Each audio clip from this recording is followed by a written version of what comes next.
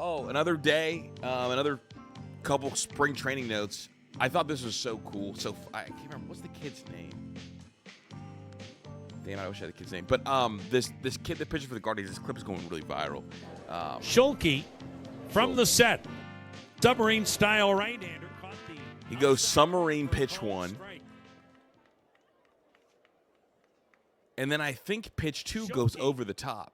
And this is the full at bat. I did see the clip that MLB.com posted, but I wanted to play, I guess, the full at bat because it is interesting. You go over the top, pitch two, so you're going sidearm, and I guess what was the velo on that first pitch? Schulke from the set, the submarine style right-hander caught the submarine curveball at 80 miles per hour. Called strike. Schulke. And then what is that? Last year's ERA was 4.37, so maybe it wasn't super effective. But it is funky. Like, it is funky. This kind of stuff is like the stuff that you get in early spring training. Cam Schlonkly. Over the top, changeup at 78. So he goes curveball 80, changeup 78. Definitely two very, very different arm slots. Guy out in front both times. And threw it off speed pitch. Looked like a changeup. And the batter, Cam Collier's like, well, what are you? Yeah, well, what are you? Tom Hamilton also does a great job. Top 5 maybe in baseball at calling games. I know some people around here, everybody loves him. Then you go back, up. Curveball at 69. I'm loving the velos, too, with the changes. Because it's like, obviously, like, you want to be a swing and miss guy if you're doing all these angles, or even a soft contact guy. Timing's everything. But so far, we've got, what, like a 80 mile per hour, 78 mile per hour, 69 mile per hour, and then slider at 69 to ring him up. Just crazy. You know, this is the type of guy who will disappear in the minors because he has terrible numbers, but I'm 100% sure if you just put him in the majors, he would have a good career. Got him out of a jam. I think it was bases loaded. A little bases loaded action. I just thought it was worth the play. I don't know. He probably will not pitch for the Guardians. You know, they've got some dudes over there, at least I think, that are kind of on the cusp, and they're trying to win playoff games. It's a little bit gimmicky, but I thought it was worth a quick play. Obviously, we're under the impression right now that is dominating a lot because, you know, it's a unique thing. And Sam Frelix said several players are under the impression that their ABS zone measurements aren't being applied to crouch batting stances. If you're a guy who likes to get really low in a stance, they still take the frame from when you were just standing upright. Yeah, that was made, I thought, very clear right when they announced the OBS thing a year ago. J.J. Cooper with the good interjection. This is correct. It's a percentage of your height. The MLB experimented with some stance measurements in the FSL a year ago and quickly moved to a high percentage approach. Excuse me, I didn't mean to cough in the mic. Wherever you get measured at doesn't come into play if you then crouch in your batting stance. So if you're a guy who like gets really low in his batting stance, they still take the frame from when you were just standing upright. So that guys seems are kind of stupid. So right. So and again, this is just what I'm hearing. We're So there is going to be, I guess, some like relearning, quote unquote, with some guys' strike zones that do get a little bit lower. But for the most part, I thought this was pretty well known. But I mean, if Frelix saying it, then maybe it wasn't pretty well known. we're talking about it. So guys are like, if guys are like really crouched down in their batting stance, they're like, I don't want to get measured standing straight up because my zone's going to be higher. So yeah, guys are talking about it. We'll see how it goes. Again, I'm kind of on the side of I don't think. I'm really interested to see how like teams are going to implement like when guys can use challenges. Is it going to be like an analytic position? Like, hey, like look, like you get to use your challenge when you're up if it's 7th inning, you know, 1 on, if you really think you have it. Because obviously, like, you don't want these being burned early. So it's like, is it going to be like batter by batter? Hey, look, you can use it now, you can't use it now, to weigh the risk factor. But it's going to be interesting to see how guys do it. And also, I'm curious to see the stats about like who's really good at it as kind of things go on. It's going to impact the game, you know, this. Because if you're Pete Rose and you're all, you know, squatted over, then yeah, like Curtis Granderson. He'd have to swing at pitches like over his head. So right. That doesn't seem like a. So we'll see. I'm glad I'm not playing because I stood fully straight up. So, you know, then I would have maybe had a hard time with the low ones. And by the way, Aaron Judge lost like 2 inches on his ABS, so maybe he's allowed to. Right. So down. We'll see. I'm. It's been fine so far in the games with guys challenging. I feel like the zone's been pretty fine. But yeah. So you don't think it's that big of a deal that like, oh, you know, we got to have more open dialogue about this, or just not that big of a deal for you? No, I think the open dialogue's fine. I think it's good for baseball. It's kind of exciting when you see the ball come in on the jumbotron. Similar like I do like how fans are a part of this process too. Like them being able to see that thing makes it really cool. a tennis challenge and whatnot. But I think it eventually is going to iron itself out, and it's going to be pretty normal. Again, you have 2 challenges. I don't think teams are super eager to use those challenges in non-leverage situations. So I don't think it's going to come out as much. I think they were saying even in the minors, it was either 3 or 4 challenges per game, which I don't think is a ton for the amount of times that a hitter or pitcher might think they, get screwed. So I really think it's not going to be this crazy difference where you see guys challenging every single at bat. It's going to be cool when it happens, the 2 or 3 times a game in these high leverage counts. And other than that, I don't think it's going to be this like crazy change to the game. Yeah, I'm kind of with Frelick. I also like Sal Frelick a lot. Matchups, right? I love Okamoto. Dude, I'm in. I wanted him kind of on my team early. Obviously, I'm a Yankees fan. Shout out Fireside Yankees. I thought, game 1 flashing the leather early was sick. Got a hit. And the power plays. Now, I thought he was going to be a better player than Murakami. A lot of people didn't. A lot of people thought Murakami was going to be the guy that got all the money in the world. Obviously, didn't end up being the case. And the Blue Jays, I think, got a good player. Now, look, this is against Clay Holmes, who is, a starter for the Mets. Good pitcher. It's ridiculous, this pitch location, considering where he hit it, and the swing looks excellent. Matchups, right? Always playing the matchups. In the air to center field and deep. And it is gone. Always playing Just the matchups. absolutely smacked. Oh. Yeah, man. Always playing the matchups. He can really play. Load it up. There's not enough righty bats in the league, And he got all of it.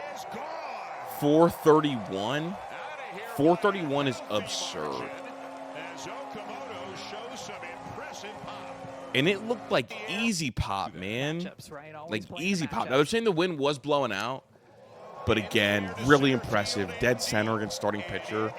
I mean, the bat's going to play if the glove plays too. Like, easy pop. Crushing a low and away pitch like this, 431 is crazy work. Only 3 right-handed batters hit a pitch located like this one further. Julio Rodriguez, Zach Neto, and Aaron Judge. Some good company. I mean, Neto is kind of like the dragon with it. No, I like Neto, actually. I'm hating on Neto. In the Yeah, man. in the air to center field. In the air to center field and I love Okamoto. And obviously, like, as a Yankees fan, I'm not supposed to root for the Blue Jays, but I'm rooting for him. Obviously, like, it's just cool seeing him come over, and I'm paying very close attention to him. But 431, again, 3 right-handed hitters hit a pitch like that further in 2025. 3 guys. 3 really good players. 431 dead center, that's real pop for a pitch in that location. Speaking of home runs, Zach Veen obviously gained a bunch of weight over the offseason. He's kind of been a topic of discussion. He got sober. He looks huge. Looks like a completely different person than the kid with the purple hair that came in a year ago. And this ball, 113 off the bat, 468. This again, another pitch that looks smacked. But I'll say this, all these home runs that I'm playing, none of them look like they were hit as hard as the Spencer Jones home run that StatCast is lying to me and saying only went 408. When I heard it sound like a gunshot and I saw the ball fly. But this one destroyed.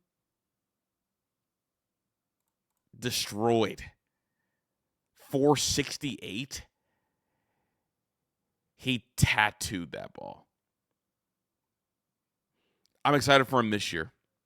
Really excited for him this year. Like, that pitch was absolutely crushed.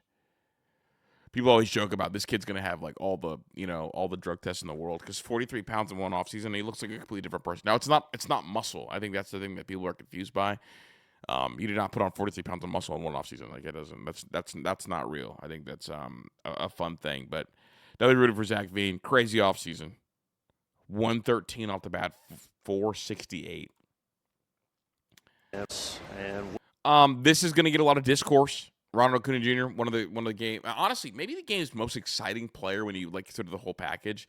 Like, he's got huge, like, top 1 percentile power, and also got, super elite speed. He's like very much like the Allen Iverson of the sport. And, I thought I mean, off the bat, it looked like a home run to me. And went pretty close to Atlanta there in Stone Mountain. That's where he played his. You hear the sound, you see the angle. Yes, it was a little bit low, but I saw that. And I'm like, okay, that's a home run.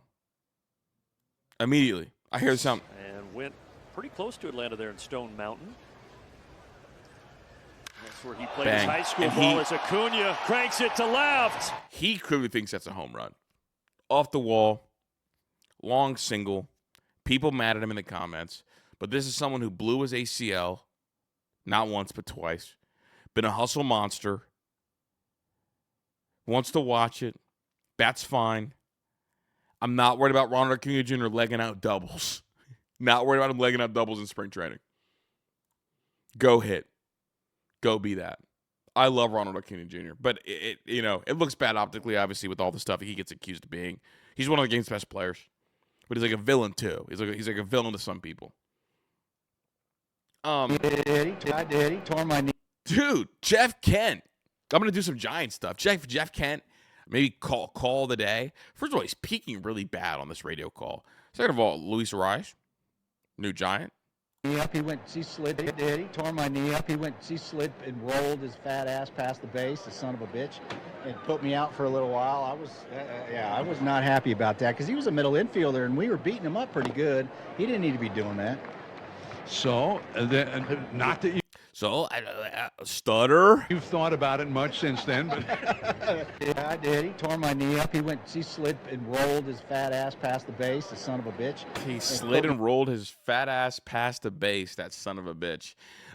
Giants fans have a little bit of a civil war going on, at least when I see on the timeline. Like some Giants fans really like the Arise signing, some of them don't. I don't think it makes a ton of sense.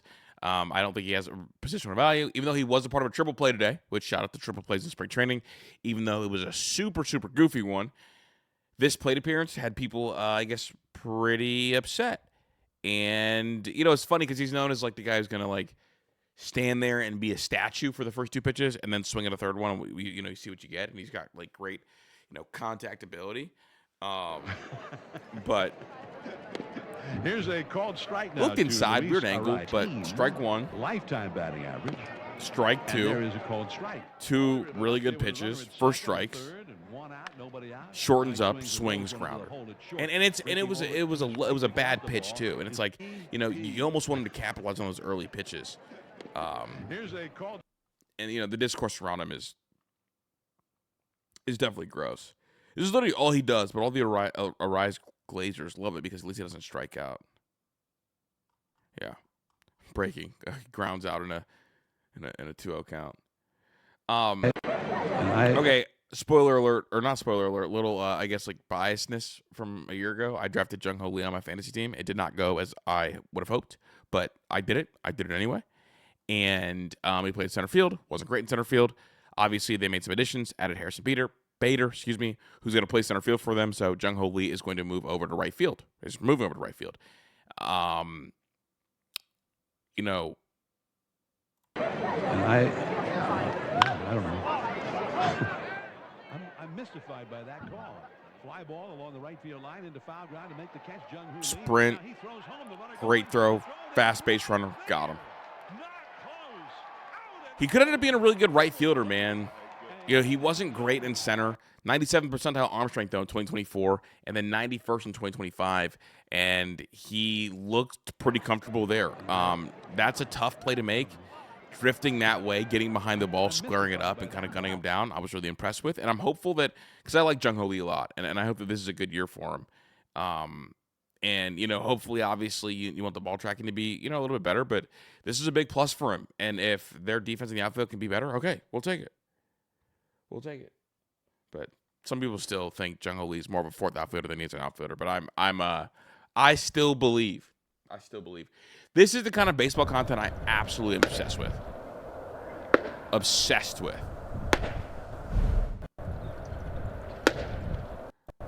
First of all, like, absolutely disgusting angle here to see that pitch break arm side. Oof. Yeah. Yeah. Slow down for me. Yeah. Yeah. Oh, I love this. I love what teams give us baseball content-wise. I could sit here and watch this kind of shit all day. All day. So thank you, Phillies, for that one. Shout out pitching. This one, too. It's my Yankees.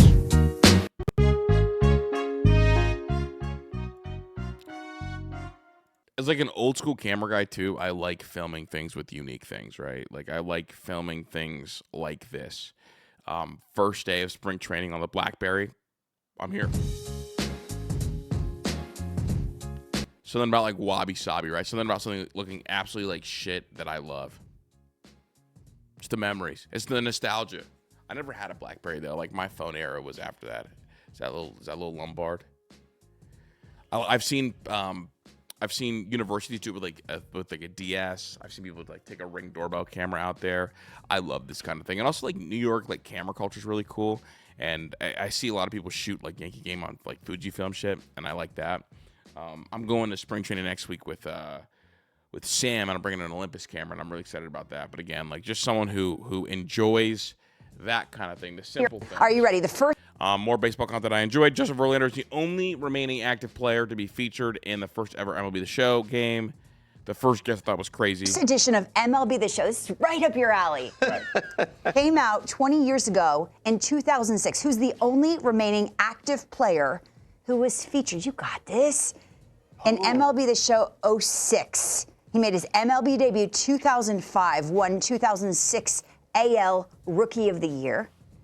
Is it Trout? It was exclusive. Is it Trout? Fuck no, it's not Trout. I mean, frick. By the way, to PlayStation 2 and play, Justin Verlander. Verlander. That was 6 years before he met Kate. Why do I know his dating history? I'm not sure.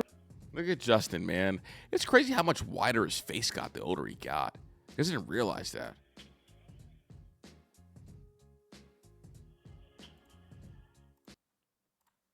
Remember they starred in that commercial? Yeah.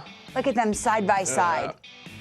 Rich Hill, by the way, who announced his retirement this offseason, also on the first edition of MLB The Show. Not Travis Hafner. This has taken us back. Yeah. It's nice to see him back in the old English.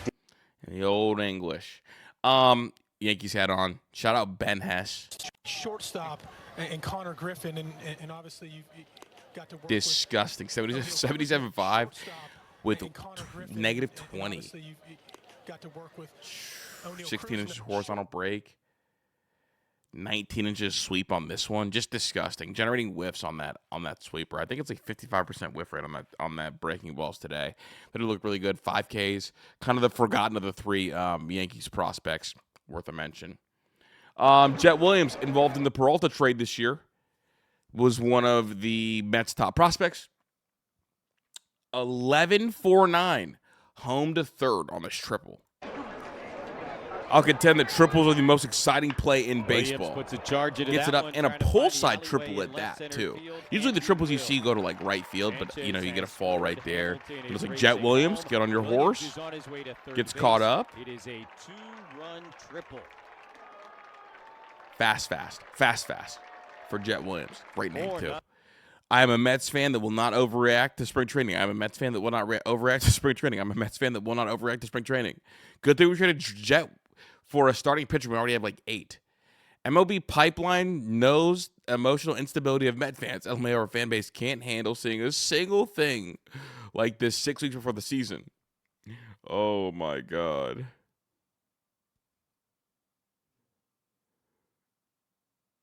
Oh, man. They literally showed 1 second of him running. Agreed. This is my guilty pleasure. Yuri Perez. And also, I like these mics set up more than the ones that I've played earlier. This reminds me a lot more of the Yankees. Oh.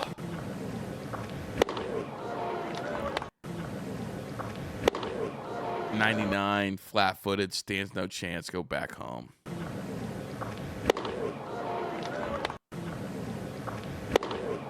So loud. 22 years old, Yuri Perez. Love him. He's gonna be so. He's one of my favorite pitchers to just watch and turn on. He's must-watch television. More pitchers being disgusting. Twins number 5 prospect. Kendry Rojas strikes out 3 in a scoreless spring outing, including Austin Riley, Acuna, using 3 different pitches. Gross. Good start. Changeup. And he ended up with a big league job. And again, great baseball guy. Peter, for 97. 2026 for Ronald. But he strikes out here. 26 for Ronald. That's filthy. But he strikes out here. That's gross. Gross. Good start.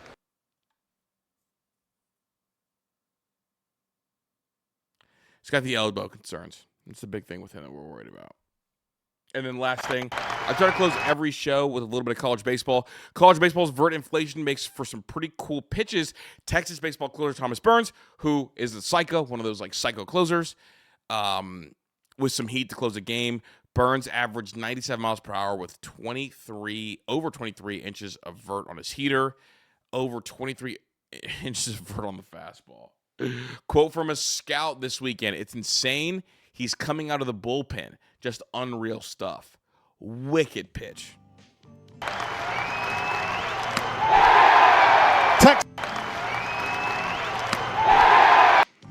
Had some throttle to it. I'm in on college baseball this year. Hey, look, make sure you like and sub while you're here. I'll try to be back with these again tomorrow as I continue to kind of get the uptick. But go follow the socials too. We'll keep things rocking, and I'll see you guys when I see you guys.